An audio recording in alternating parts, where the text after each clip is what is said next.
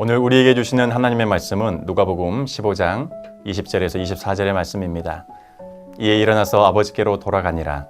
아직도 거리가 먼데 아버지가 그를 보고 측은히 여겨 달려가 목을 안고 입을 맞추니 아들이 이르되 아버지 내가 하늘과 아버지께 죄를 지었사오니 지금부터는 아버지의 아들이라 일컬음을 감당하지 못하겠나이다 하나 아버지는 종들에게 이르되 제일 좋은 옷을 내어다가 입히고 손에 가락지를 끼우고 발에 신을 신기라.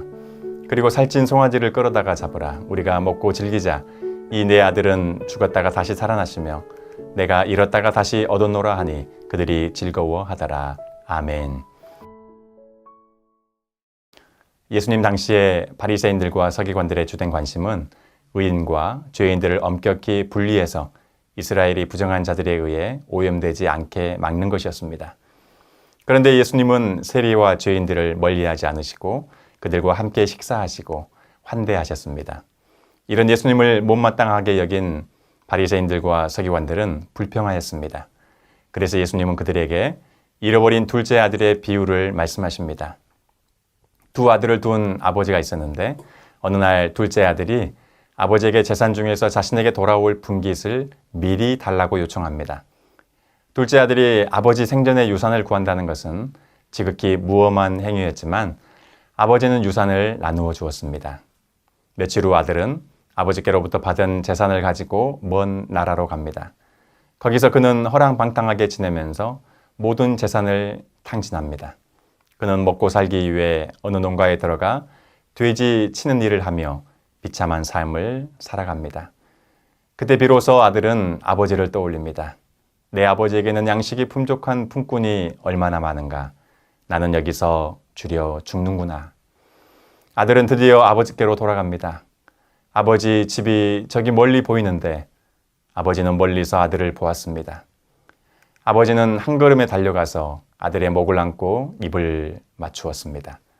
그러자 그때 아들이 아버지께 꼭 하려던 말을 꺼냅니다. 아버지, 내가 하늘과 아버지께 죄를 지었사오니 지금부터는 아버지의 아들이라 일컬음을 감당하지 못하겠나이다. 아들의 말이 미처 끝나기도 안 하는데 아버지가 종들에게 말합니다. 제일 좋은 옷을 내어다가 입히고 손에 가락지를 끼우고 발에 신을 신기라. 그리고 살찐 송아지를 끌어다가 잡으라. 이 내 아들은 죽었다가 다시 살아났으며 내가 잃었다가 다시 얻었노라. 이 비유에 나오는 둘째 아들은 당시의 상황에서 보자면 세리와 죄인들입니다. 그리고 아버지는 바로 하나님이죠. 이 비유의 핵심은 하나님께서 그토록 세리와 죄인들을 사랑하신다는 것입니다. 그리고 그들이 회개하고 돌아올 때 너무나도 기뻐하신다는 것입니다. 당시 바리새인들과 서기관들은 세리들과 죄인들을 긍휼과 구원의 대상으로 여기지 않았습니다. 그들은 그저 하나님의 심판의 대상일 뿐이었습니다. 그러나 예수님의 생각은 달랐습니다. 세리와 죄인들은 심판의 대상이 아니라 하나님의 긍휼과 구원의 대상이요. 하나님께서 지극히 사랑하시는 사람들이라는 것입니다. 사랑하는 여러분, 혹시 너무나 파렴치하고 악하고 이기적이고 강교하고 타락해서 도저히 구원받을 수 없다고, 아니 구원받아서는 절대 안 된다고 생각하는 사람이 주변에 있으시나요? 그래서 하나님은 결코 그 인간을 사랑하지도 용서하지도 않으실 거라고 생각하고 있지는 않습니까? 그러나 오늘 말씀은 한 가지 사실을 우리에게 분명히 알려줍니다. 하나님은 모든 사람을 사랑하시며 하나님이 용서하지 못할 사람은 없다. 기도하겠습니다. 하나님, 죄인을 향한 하나님의 사랑의 마음을 진심으로 깨닫게 하여 주옵소서. 예수님의 이름으로 기도합니다. 아멘.